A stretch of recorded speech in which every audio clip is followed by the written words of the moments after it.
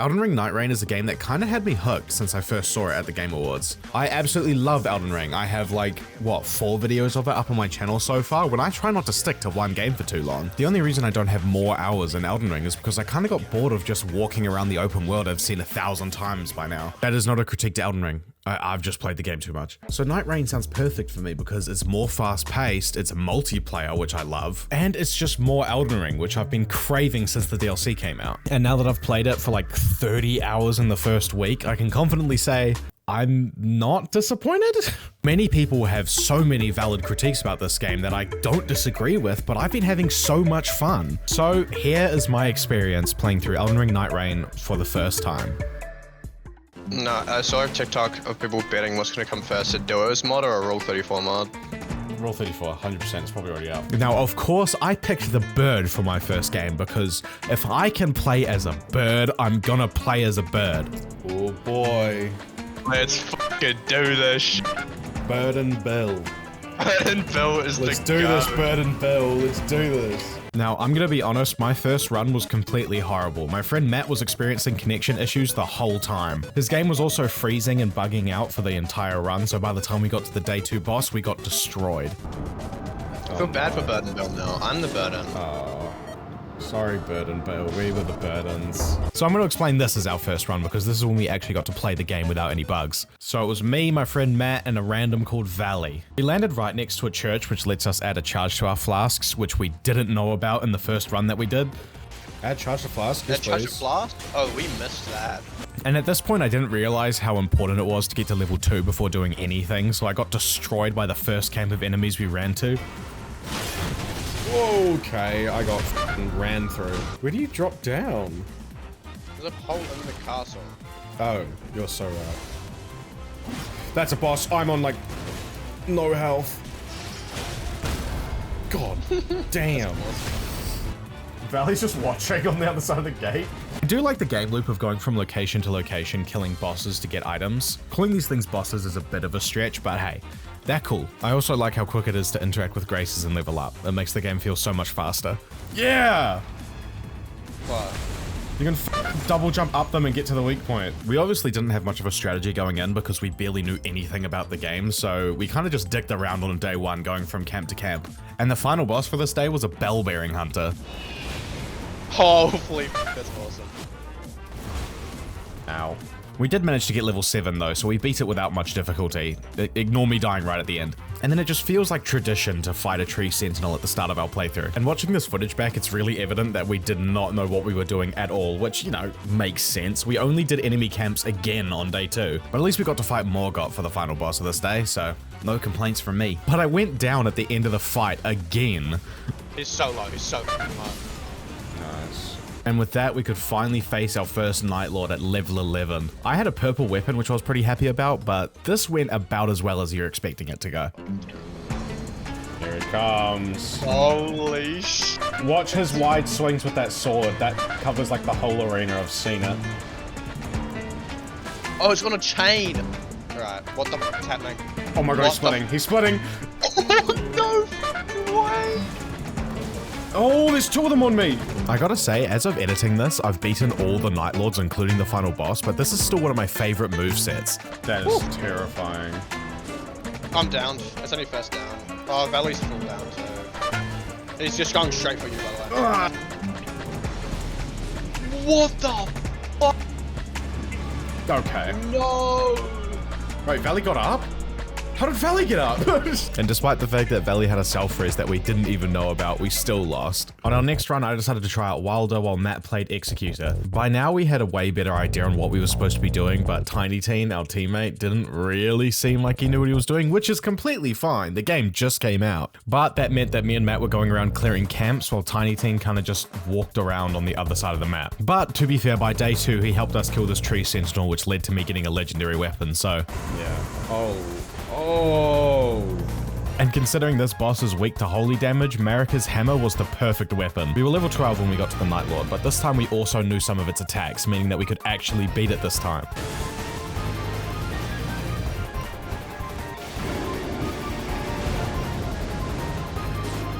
Tiny T got killed by one of the fireballs!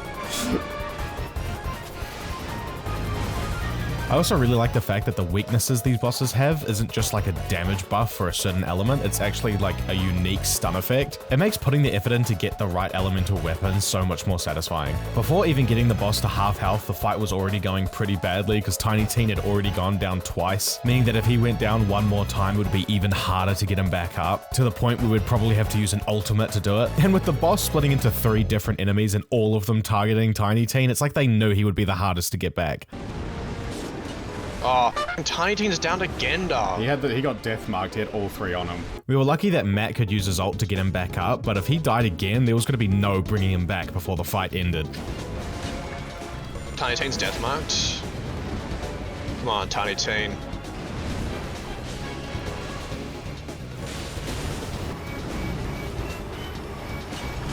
Ah, fucking hell. Tiny Teen's down again. It's okay, we can do this. I'm downed. I gotta say, being the last one left alive during this phase of the fight is so difficult. They wouldn't even leave me alone long enough to get Matt up, and he was only on 1 bar. Yes! Holy shit! I was my ass cheeks were so clenched that. Holy shit. I'm honestly lucky it was super low because I would not have survived that situation for much longer. With the first Night Lord defeated, we unlock access to the rest of them, and me and Matt decided that we wanted to beat them in order. So up next was the Gaping Dragon. During this first run, we discovered where you can find Smithing Stone 2s, which lets you upgrade your weapon to purple. One thing I really liked about NightReign was the more we played, the more we learnt what locations to prioritize. Like churches give you more flasks, and mining tunnels give you Smithing Stone 2s, which are really important. This meant eventually we'd stop running around aimlessly, just going from location to location, and actually know what to prioritize. I do, however, want to talk about my biggest problem with the game. At the end of every day, you fight a different boss, with day 3 being the Night Lord, obviously. But depending on the Night Lord that you're trying to fight, there's a different pool of bosses, which sounds good on paper. However, from my experience, there's like 2 different bosses for each day, which is so weird. Which means if you get stuck on a Night Lord and you have to try and fight them more than 3 times, it gets really stale really quickly. And 90% of the end of day bosses are kind of just boring. Tree Sentinel and Draconic Tree Sentinel show up so frequently, you'd think it was one of the major bosses of the fucking game.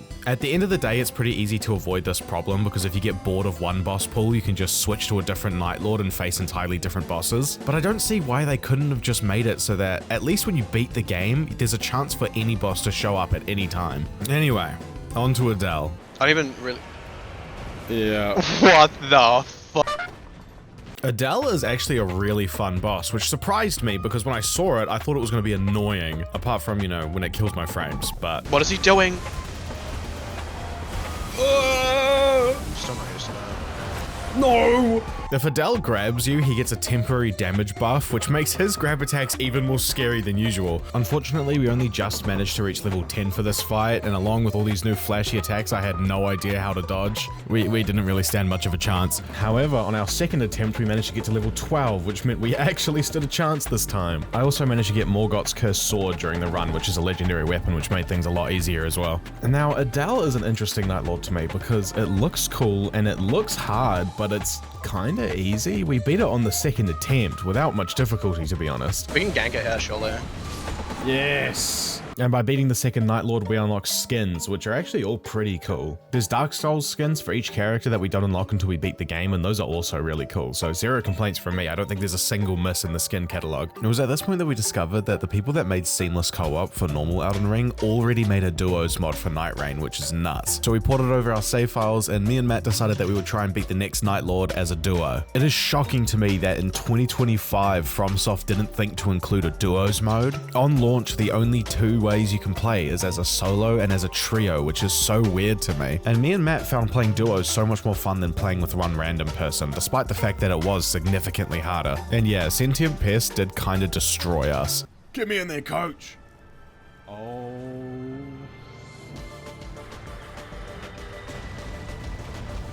It's wrapping me in like silk or something. What the fuck? No. Oh, I'm leeched. I'm leeched. I'm leeched. What does that mean? Smack me. Maybe. Yes, Oh, smack yeah? me. Beat me up. Okay. Oh.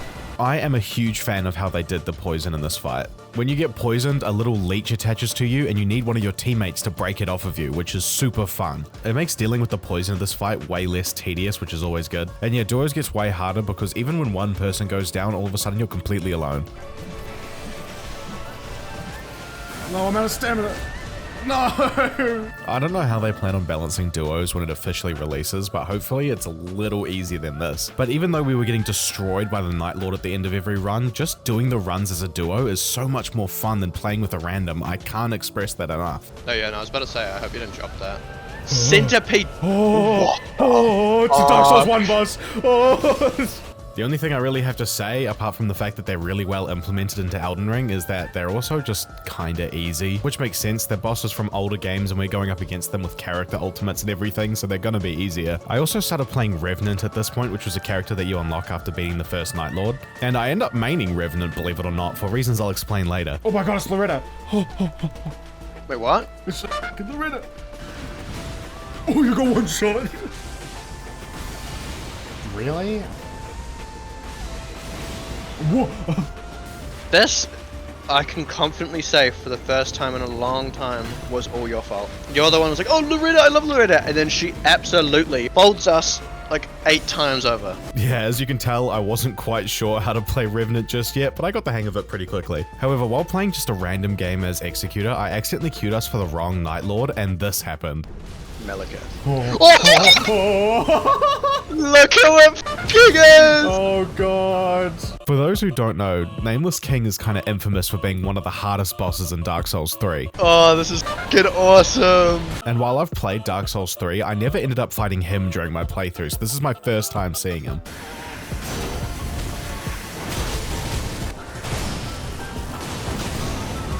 Parrying this boss goes kind of hard. I feel so cool right now. Oh, let's yeah, you can do the honors on that one.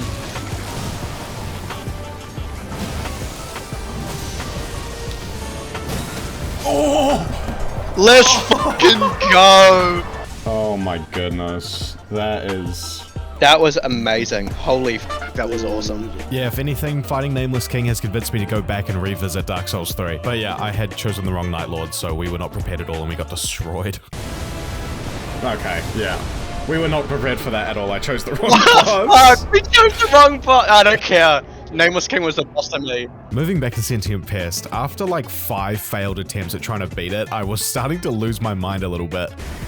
Beams Whoa, man. No! I hate this boss. I hate this boss. I hate it. I hate it. But after like 6 hours of doing runs trying to beat this boss, we had a really good game where we got to level 14. Staggered. Oh, go, big. go, go. I'm just gonna spam my Asher Warrior. Go. Okay, I'm gonna ult here too. Go. I'm ulting. Yes! Go. Finally! I just want to move on and forget about that stupid charge attack. I hate that attack where it charges towards you and shoots like a million projectiles at once. I hate it. Good news though. We officially upgraded from being a duo and now Deegan's finally joined us. This is definitely when the game's at its peak, when it's you and 2 friends all communicating and playing together. This is clearly what the game is designed for and it's so much fun. What's up? Oh my... I was tired of warning about impossible. Look out! At this point, we also started trying to explore the Shifting Earth events, which I haven't really talked about so far. Shifting Earth events add a massive new area to the game and you can get a unique buff by exploring them. The Volcano Shifting Earth event lets us upgrade a weapon to Legendary, which we really wanted to do. Unfortunately, we didn't really know the way to get to the Forge, and by the time we finally found it, the circle was already closing. The Night Lord we're fighting this time is Maris, which is one of my favorite fights aesthetically. Maris, Fathom of the Night. I don't like that. Whoop. That music is off-putting. Yeah. This is one of those boss fights where everything is so slow and calm that you don't really realize you're about to die until you're actually already dead. What does that mean? I just laid an egg. I think we should kill the egg. It's glowing really bright. Look out! Unlike most people, I actually really like this fight, probably because I was playing Iron Eye for it, so I didn't really need to worry about having to chase it constantly. My main complaint is that this sleep attack, there's no indication on what you're supposed to do about it. Our instincts were to just run away from it, but that still got us slept and killed. Oh, that does a lot might more be damage. cursed. Oh Yeah. no. Why did that do so much damage? I don't get this gimmick. Maybe the more you get slept, the more damage you take?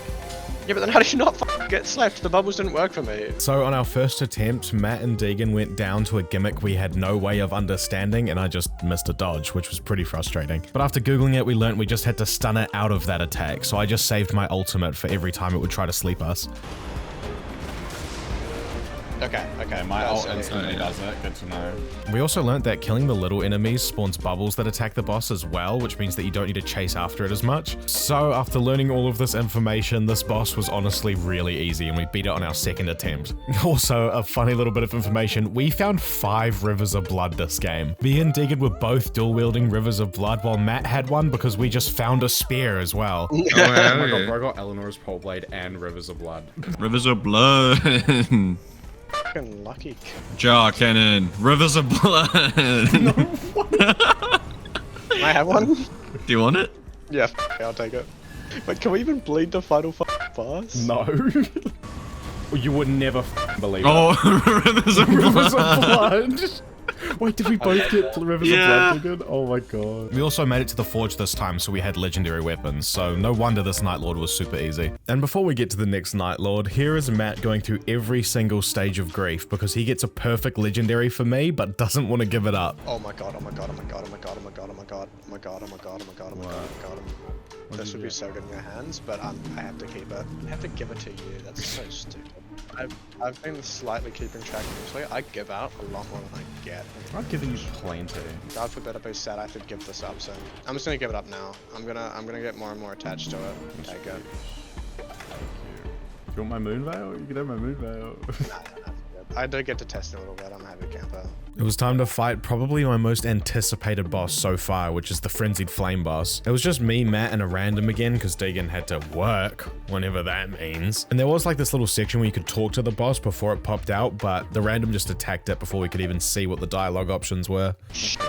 This boss is awesome. It's everything I wanted out of a Frenzied Flame boss. The way it switches between this almost airy calmness and then just completely sporadic behavior, and the way it drops little pellets that can cleanse your madness, and it's really easy to understand what you're supposed to do for this fight. Oh, and the music. Don't even get me started on the music.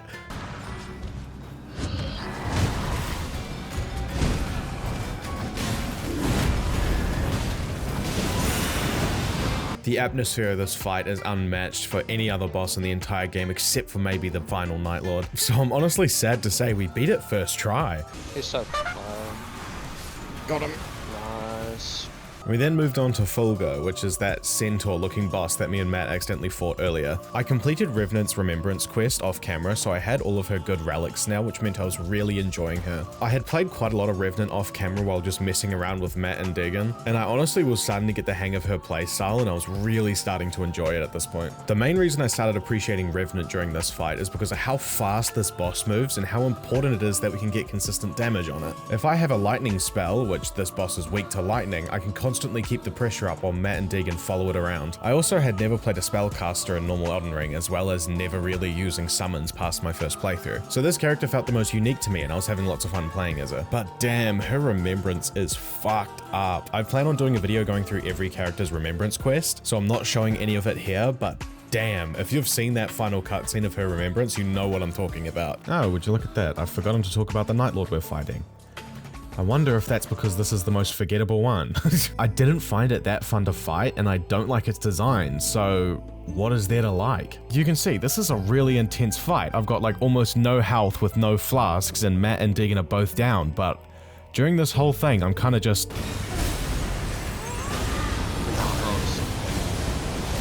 I was dead silent. If this was a different boss and I was more engaged, that would have been the hypest moment of the entire fight, but I just didn't really care. And before someone says it, I did go back and beat this boss on Executor and Wilder to see if it was just because Revenant was boring for this fight, but no, I still really don't like this fight. I don't hate it, I just find it boring. Hey, it's me, the editor. They just released the enhanced version of this boss, which is like 100 times more fun to fight, so never mind, I take most of this back. But oh boy, this Ice Dragon fight is so fun. Dragon fights in Elden Ring are always hit or miss purely because of how the camera behaves during them. But come on, it's a full-on Ice Dragon, of course I'm gonna love it. Is the ground freezing over? Look up, look up. Oh. Oh, those hurt. What's happening here? Conserving my stamina. Yeah, me too. Oh lord. Is that producing projectiles at all, or is it just sounds? know. Oh, it is. It is. I'm trying to get Sebastian to aggro onto it, but it's not working. It's not gonna fuck with this thing either. I do really like this boss, but because of the huge arena, you do spend 90% of the fight just chasing it around. But it seems to make that more interesting. They made it so that most of this dragon's attacks would leave little icicles on the ground that you have to avoid. And to be honest, I don't know how I feel about that. I got my ult. Got it? No ult now? He's dead. Oh, shit.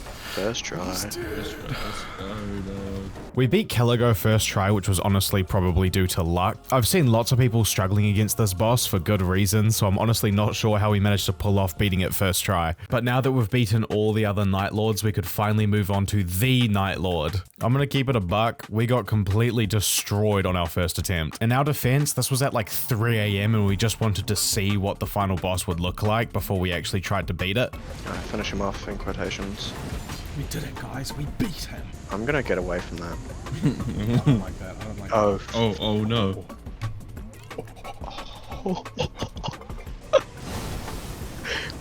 We're cut. We're cut. Oh, what the fuck? I'm already 3-bar. This is great.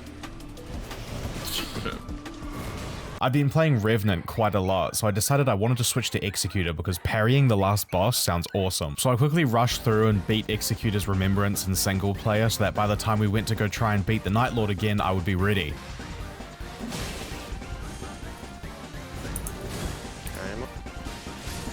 Okay, that was good, that was good. I've got 7 flasks, so I've noticed that. This weapon's faster. It's doing so much damage. Thank God I got the Smithic Stone. Fucking Jesus. Dude. Oh, I parried it, I parried it. Oh, okay. Oh, damn. This clip is kind of funny. I somehow managed to panic roll into every little bit of damage on the floor. My main goal for this fight was to play support with my ultimate now that I could heal my teammates with my roar. Thank God. Fucking Jesus. Oh my God, he's blasting me. He's floating. He's flying again. Dude, what do we even do? Oh. I rolled. A big slam. Come on. Parried it. Parried it Using again. my Oh L2. my god. Using my L2. Finish him up. Yeah, let's go. We did it. That was so much better that round. So after like 30 hours of playtime, we managed to beat NightReign. Our playtime was so high mainly just because me and Matt kept going back to help Deegan beat bosses that he wasn't there when we beat them for the first time. If I had full focused on trying to beat the game as fast as possible, I probably could have got it done in like 10 hours. I really like this game. It honestly feels like it was built for me. A lot of people don't like it for reasons I understand and a lot of reasons I definitely don't get. But if I started going into those, then you'll just be here listening to the same regurgitated talking points that like 50 other people have talked about already. I just kind of wanted to make this video to document my experience playing through the game for the first time. I'm sure some of my opinions will shift the more that I play it. I will definitely be back to make more videos on NightReign. I have so much fun with it, it would be stupid for me not to make more videos on it. So if you want to see more of this content, make sure you subscribe because I'm trying to post consistently. I'm not the best at it though, but hopefully it gets better soon. I'm bad at outros. Bye.